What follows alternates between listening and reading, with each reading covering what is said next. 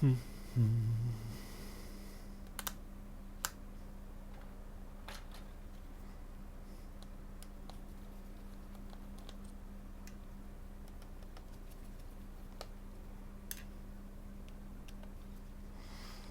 everyone, how's it going? I'm just jumping straight into this because it is during the day and I sort of have to just keep rolling. Can't stop. Anyway, this came in, was sent up as a dead machine, and funnily enough, it turns up and it's working. So, you know, it boots. Not that that means it's working properly, but that is what we got.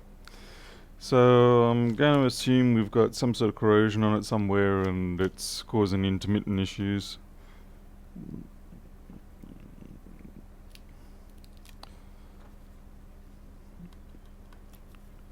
Because the note I've got with it was briefly examined by Apple repair specialist, strongly suggested logic board was dead. And it seems that's not quite the case. So my guess is we're probably going to have corrosion around the SMC or something like that. So we'll just get into it. Routine, hopefully repair. At least given that we know it turns on, it means we shouldn't see an L in this particular stream.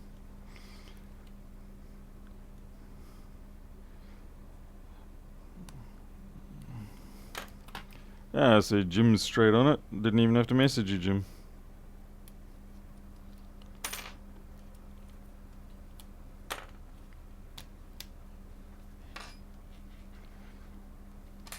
I feel like I could do 1466s pretty much all day. Okay, maybe not all day every day, but if this is going to be a bread and butter type job, then I'll take a 1466.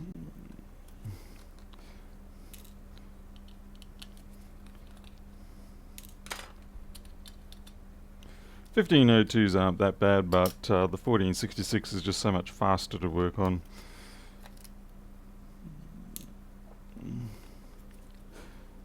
Even if it's a 2012, because if it's a 2012 you just say it's dead and then you move to the next one. Hey Ed. People are probably getting notifications because I imagine that maybe the United States and Europe isn't streaming as much right now. So it gives a chance for YouTube to actually keep up. Hey Jane Zimmy.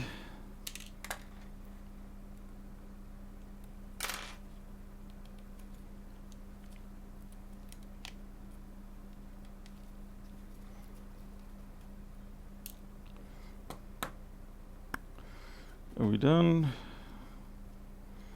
Look, we're ready to come out. Yep. Is there something just there? Other than that, nothing.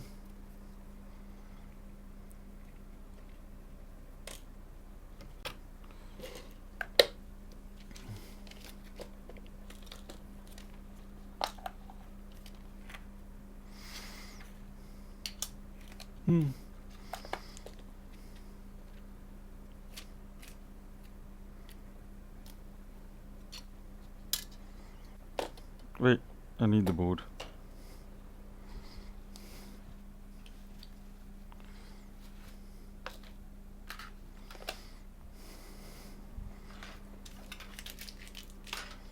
Hey, Sicky. Yeah, Wayne, I saw that. That was saw that last night. That was extraordinarily tragic and unfortunate. I hope they get to the bottom of what caused that. Alright, I can see corrosion right there. And that'll be most likely our cause. I'm just trying to think. Yep. Let's dive in, have a look. This is hopefully going to be a comparatively quick job. Comparatively. Yeah, that'll about do it. And that's on the... This is on the all-sys power good input stage. So this will be affecting the all-sys power good output. We'll have a look around, see if anything else that we can see. But I think that will be, hopefully that'll be it.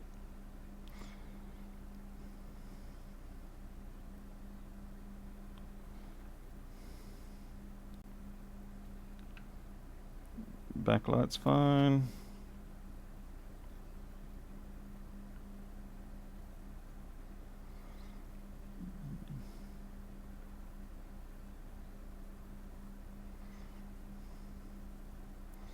Clock and bias are fine. Yeah. We'll check out other stages out here.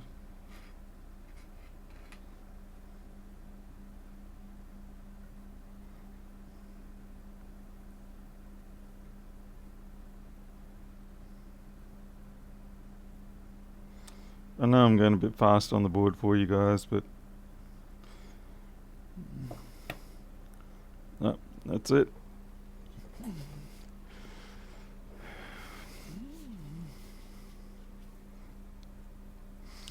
Hey, Christian from Chile, good. Just trying to wake up still.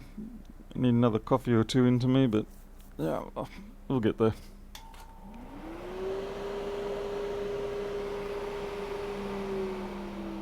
Hey, Rob Brown. Didn't see you sneak in there. We may have some trace repair here, I'm not sure.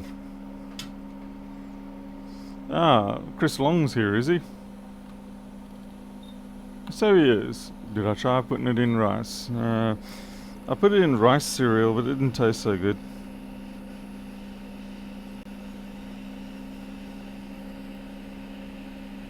Chris, are you ever going to start streaming again?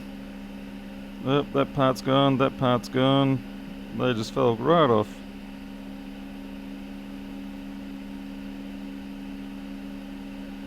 That part's going to have to go too. Maybe you are. Alright. You're back down to the one shop still, aren't you, Chris?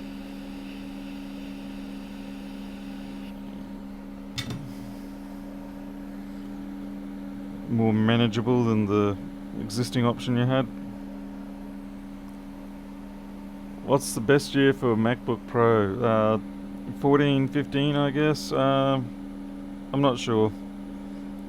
It depends on the model. You're talking the 1398s or the 1502? I don't know this stuff well enough. I'm not a MacBook savant like what Mr. Rossman and Pernov are.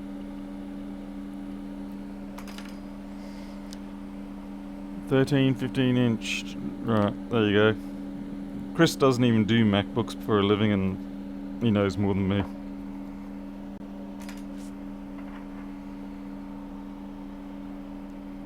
I've been shamed out by a complete noob.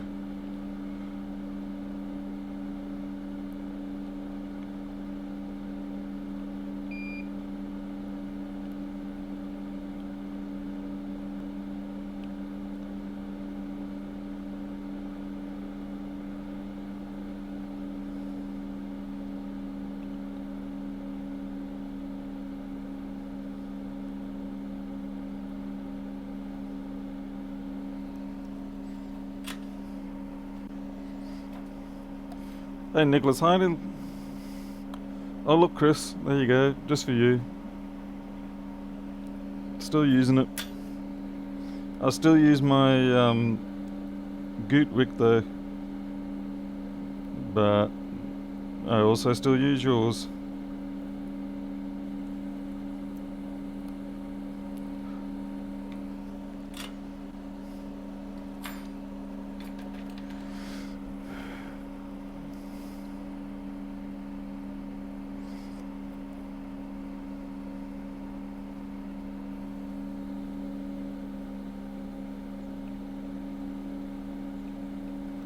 I was trying to be careful with this particular pad here because it's a veer inner pad and there's a slight bit of corrosion around the top there. So I want to get it so that it's good again, but I also don't want to lose that veer. I shouldn't, but it doesn't stop me trying to be careful though.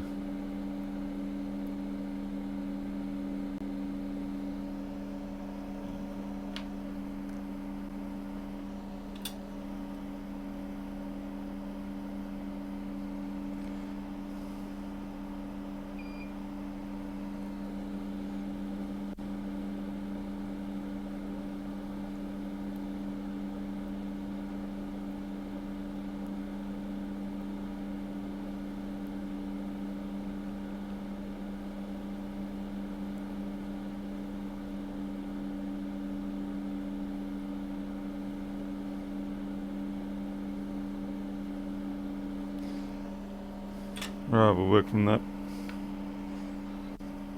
Bit of an RSA accent, no? Not real. I mean, yeah, maybe. That's only because I lived there for a few years.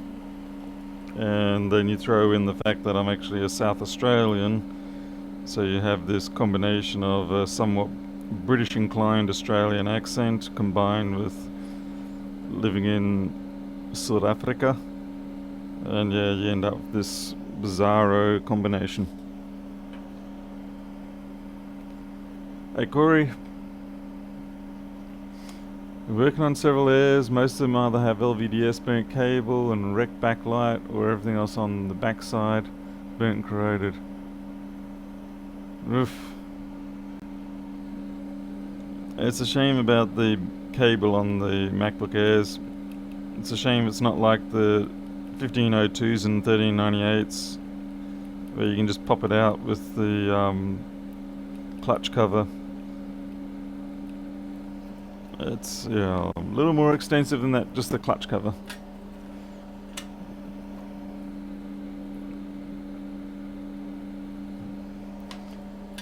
I've tried a few times just pulling the bezel off, and I can get that off most times without too much drama, but trying to get it all perfectly, trying to pull that cable out without resorting to some sort of bending is still a little bit beyond me.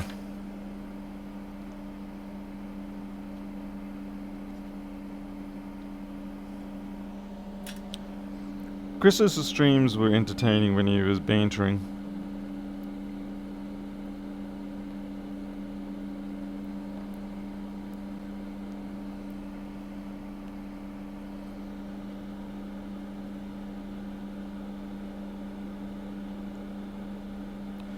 Those little nubs are a bit big. That's better. And then just this one. It's good. Okay, we'll put some parts down now and hopefully we'll work after that.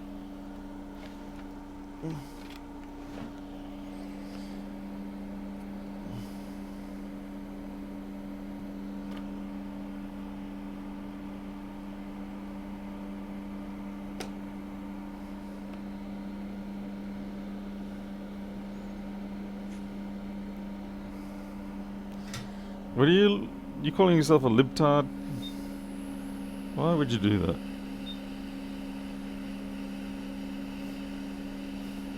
Is that because you don't believe in the conspiracy theories?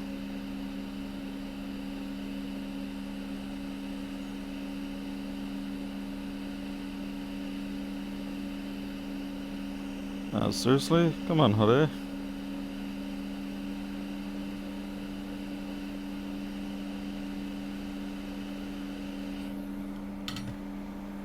Yeah, I'm with you on that one, Chris. I don't have that much tinfoil either.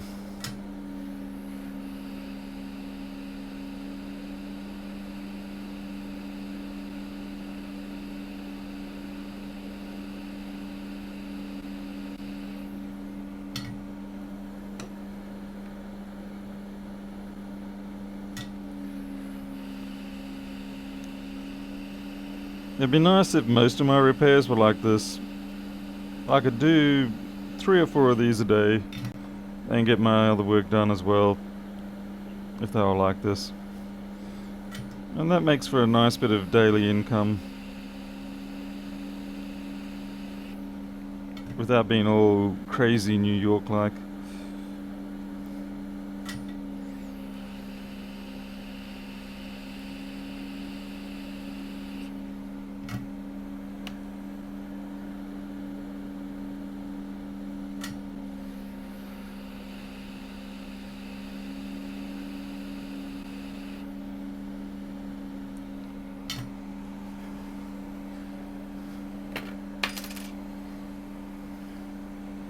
What, the hippie's gone? What, Chris's hippie is gone? What happened to him? Did he get put back in the gimp cage or something?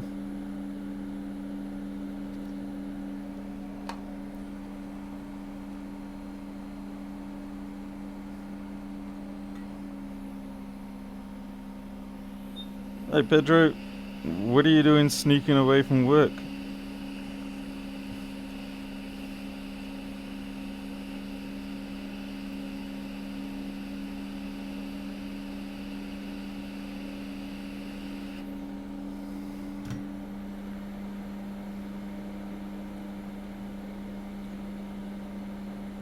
They don't look very pretty, those ones. Not very pretty at all.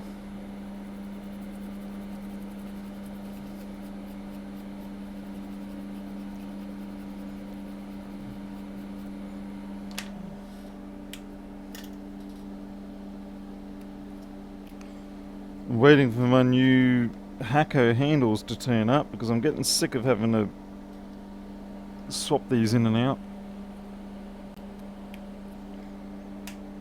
Unfortunately, I was foolish enough to order gloves along with my Hakko handle, and of course, with the COVID-19, gloves are such rare supply that while the handle has been allocated to my order for the last few weeks, I've been waiting on the gloves to turn up so they can actually ship the order.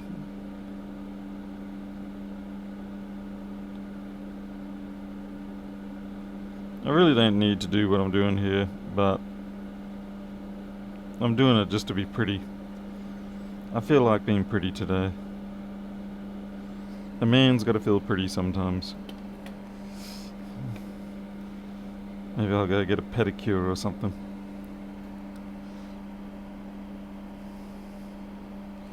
Yeah, wrong move on the gloves, that's for sure. I did manage to get them at least to change to a different type, so they should be here in the next week. Okay, that's looking good.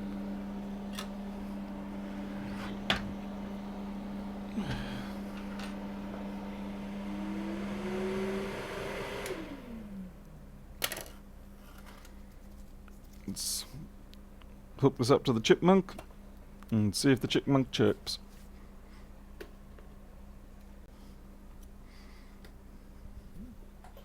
We'll take your fan too, buddy.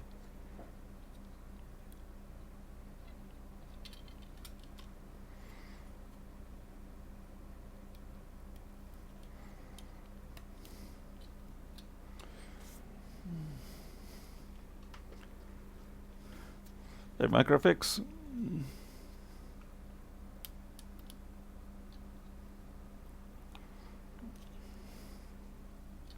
It's crap and junk on the DC. Come on, Paul. Keep your ports clean. Okay, got fan spin, got lights. Now we're just going to wait for the green. Ah, Jansimi, I would have thought the mint green would have been pretty enough. I did at least manage to get these. These are the right thickness for what I'm preferring now rather than the heavy duty ones. Okay, we've got our green, it's alive. Another job well done. Huzzah! This just has to go into the ultrasonic and be right. So that's fixed. That was just the corrosion on the all-sys power goods section. And yeah, basically it was a case of the reason why it probably didn't work down there is that the corrosion had just broken or the resistor shifted in a way that stopped the flow of electrons, and then we reattached it and we're all good. It worked when it got here, probably because simply just freight shakes, shuffles things around. So if they say it doesn't work and then it turns up and it does work, it's probably some sort of corrosion on the board or some part that's lifted up very slightly. Okay, we'll take the stickers off so that we can put them into the ultrasonic. Well, not the stickers obviously, but the board.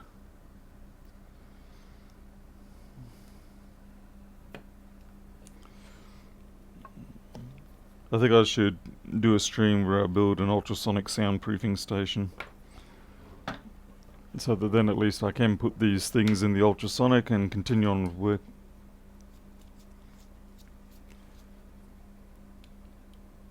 Well, Pedro, I've got 500 of these, and I've got another 600 of my blue ones turning up, so I'm probably going to be okay.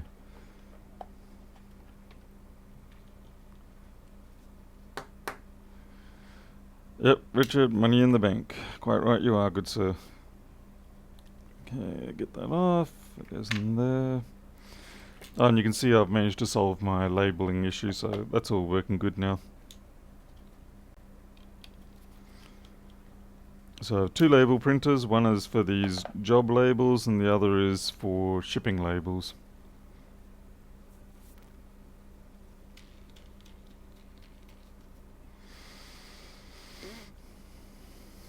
What? Who's a balling guru? Paul? Now Chris was a guru reballer. What?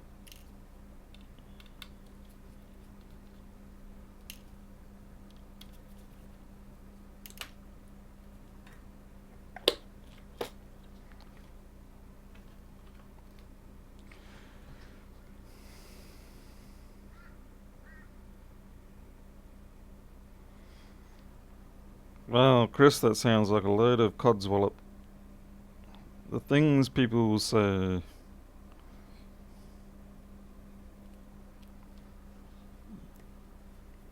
Maybe you should have dropped some protein folding in there as a bit of word bingo. Uh, this is the last part of, well, not the last part, but another part of my repair process that I need to sort out properly, and that is to mark these boards so that if I put multiple units into the ultrasonic, that I don't get them mixed up. I mean, obviously what I can do is I can always just power it up, find out what the serial number is, and then put it back together with the right chassis. But I do need to find a better way of marking these. At the moment I use my ultraviolet pen. It seems to endure the ultrasonic fairly well, but I'd like something a bit better.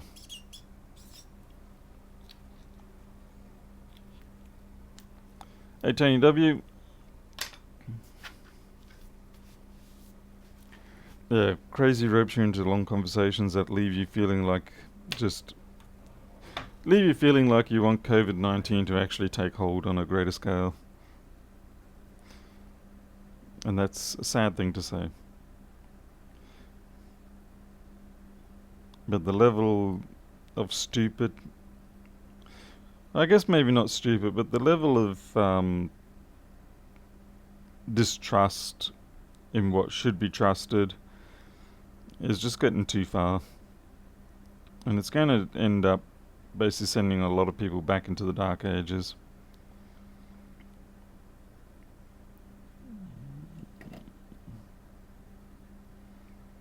So hopefully it doesn't come to that.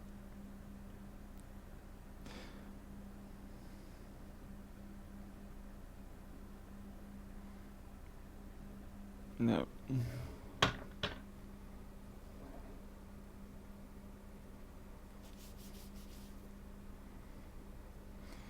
Piece of wire with a label. Well, the other thing I was thinking of is I can get different coloured wires. Like I've got this, say, red wire wrap. And so I can... It's just that it means I have to, have a piece on standby. It's not as convenient as perhaps I would like. Like, stick that through and give it a twirl.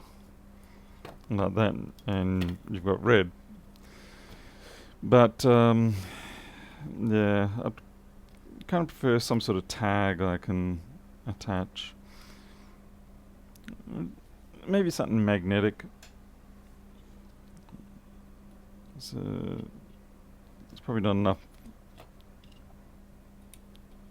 There is some metal there, but it's probably not enough, so no, magnetic's out. A blue NL CPU, well that would be a nice change. He's always blowing mine.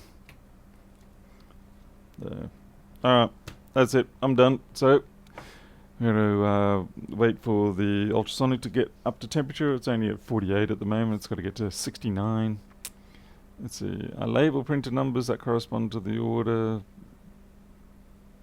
Yeah, well I've got those here, but it's... It doesn't help when you put it into the ultrasonic. And I'm not really thinking I want to stick a label on the edge of a wire, because more than likely it'll fall into the ultrasonic. Small coloured zip ties, that similar sort of thing to this. The trouble is you want to be able to reuse them rather than cutting them off every time. Maybe some sort of peg. I'll think of something. But you want to make it so that it requires a minimal amount of sort of stuffing around, so that it's something that you do every time, rather than sort of going, oh, I've got to do that. Nail polish, yeah, it's another idea. Engrave the number in the CPU dial. Well, there's a good idea, yep. When I use the Dymo 450, it's not the turbo, it's just the ordinary 450. And it does a pretty good job. I am happy with it now, but there was a fair bit of work in getting it to work right on Linux. One of the big problems, it was okay when I had one Dymo printer, but when I put two on there, Linux lost its head. And it turns out it was a fault in the cups printing system, which funnily enough is managed by Apple. So it was actually Apple's fault in the end. Scratch the boards, I'd try not to. Sorry, Lethal, I'm not as brutal as you. I'm not like some sort of prehistoric caveman. Punch your own unique patterns in the board. Oh yeah, sure, let's do that. Yeah. If we could do it like this one here. Just have ourselves a nice little Paul Daniels fix that one board. Should have bought a turbo. You get it 3.4. Yeah, thankfully I didn't get suckered into that marketing. Alright. Okay, well, I'm going to leave it at that. So thank you very much for dropping in. Sorry it was a bit of a short one, but then again, I only did one about 12 hours ago. Let's see. Richard, I find with the cartridges, if you sort of pick and choose the right ones, you can end up with a much better cost per label ratio. So it's just a case of getting the right ones. And there's the third-party ones. I've seen boxes of the third-party ones for like a quarter of the price, so I might pick those up later. Anyway, I'll see you all later. You'll take care, and catch you next time.